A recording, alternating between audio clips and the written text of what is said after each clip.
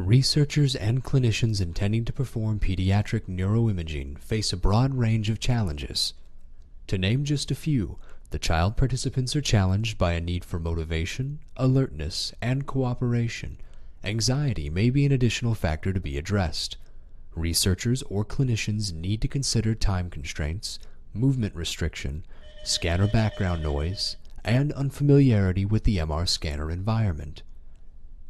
The suggested protocol incorporates general testing guidelines as well as MRI-specific approaches and intends to guide researchers as well as clinicians during imaging sessions, including the following steps: preparation, training, and fMRI experiment.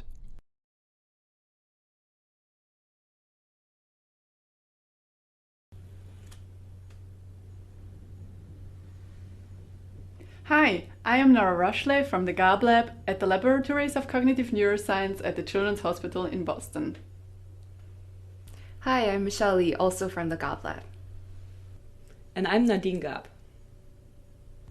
Today we will show you how a pediatric neuroimaging session involving young children can look like. Over the last decade, functional magnetic resonance imaging, or short fMRI, has grown into a prominent research tool to non-invasively explore typical and atypical development of the human brain.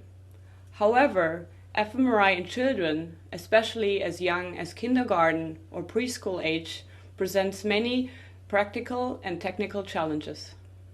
This protocol can be useful for both structural and functional MRI for research as well as clinical purposes. So let's get started.